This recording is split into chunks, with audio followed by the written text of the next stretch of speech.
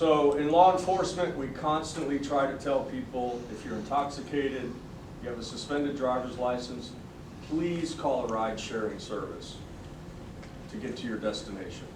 Make sure you get there safe. Make sure you don't get there driving under a suspended license where you may end up in jail. So on this particular occasion, this is exactly what happened. A 30-year-old man called for, in this case, an Uber to come pick him up from Orlando, drive him to Haines City. Before he got to his destination here in Haines City, the guy drove into the back of a semi. The driver of Uber got out, basically, and walked away from it. I'll explain why that happens. The passenger that he had picked up died at the scene. So are we at a point in our times where we have to check your ride-sharing service person, again in this case Uber, to make sure they're not intoxicated? So as I shorten this story, the Uber driver, 27-year-old Clint Fischer from Orlando, was strung out on meth and marijuana. We had to get a search warrant for his blood. That takes a little longer to get those results. We got the results, and we had a warrant issued for his arrest for vehicular manslaughter. So he is now under arrest thanks to the assistance of Orange County Sheriff's Office TAC 4 team. They took him down for us last night with our officers. And believe it or not, I know this is going to be hard to believe, but in his possession he had methamphetamine. And he was getting some advice from his dad that evening not to cooperate with the police. We look into his dad's history, spent a couple years in prison for trafficking in meth, and currently Dad is in jail in Lake County for possession of meth. So not good advice from Dad. But the point here is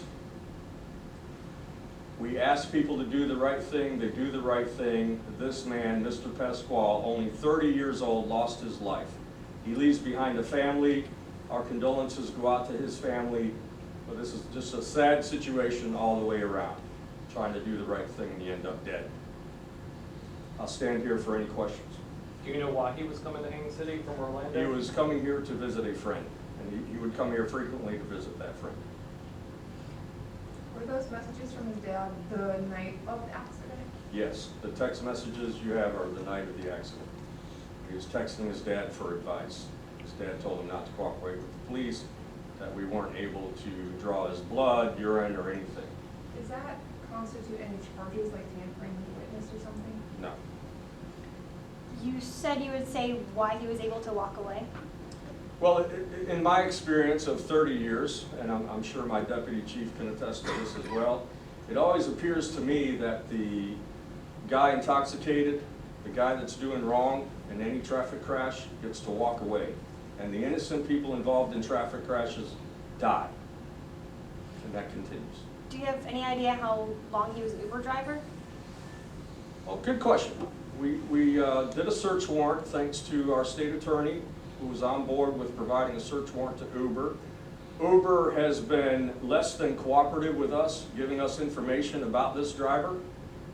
What I find interesting is their civil side has called my traffic homicide unit to ask questions. We can't answer questions either then. Both of us can play that.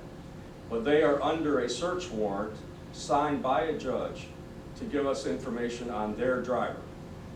So they have clearly identified this person as one of their drivers because now they're worried about a civil lawsuit, and rightfully so. We're still waiting for information from the search warrant. What should the person do, or what should citizens do when they get into an Uber or whatever? Should they sit down and talk to them, see if they, because they're doing the right thing getting into an Uber, and at this time this guy was intoxicated or under the influence?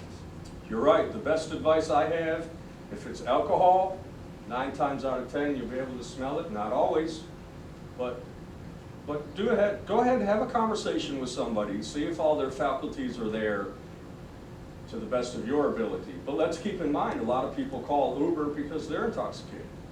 In this case, the gentleman that died was probably not intoxicated, he simply didn't have a current driver's license, trying to do the right thing. And on methamphetamine, as our suspect was obviously on, it's going to be hard to determine all of that in a very short conversation. Was the victim in the backseat? The victim was in the back seat, and typically with ride-sharing services, they prefer you to be in the back seat. Did he have a seatbelt on? The person in the back seat, being our victim, did not have a seatbelt on. The driver did, but in this case, the way it impacted with the semi, it would not have mattered. In the back? In the back. Do we know how fast they were going? I don't have a speed on it right now, but that is definitely going to be something that we determine. Clearly, the driver did not brake. We have evidence that indicates there was no braking. He was drifting off the side of the road and drifted into the path of the rear of the semi. And we do know he wasn't texting at the time. So he was simply, it doesn't take a rocket scientist to figure out, he was simply falling to the effects of his meth and his marijuana. And I'd like to say something about the marijuana because a lot of people talk about medical marijuana. But the test results that came back made it very clear that it was beyond the therapeutic level of marijuana. And of course, you can guess that he didn't have a medical marijuana card anyway. Do you have a criminal history? He has a minor criminal history until now, very minor. So the victim was in the back driver's side? That's correct. Okay. And then, so semi's going down and he just kind of drifted into The the... semi was going down and actually finding his place of business to pull into, was in the slowing mode, almost stopped, and the driver of the Uber vehicle was already drifting off the side of the road. And when he presumably looked up, it was too late because there was no indication of braking. Did he die of blunt force trauma? He died of blunt force trauma. Yes, sir. Can you give us the full name and spelling of the victim and suspect? Yes, that's actually in the press release that you have. The last name of the victim is Pasquale, and again, he leaves behind an entire family. Okay, if it's in here, we're good. It's a, Okay.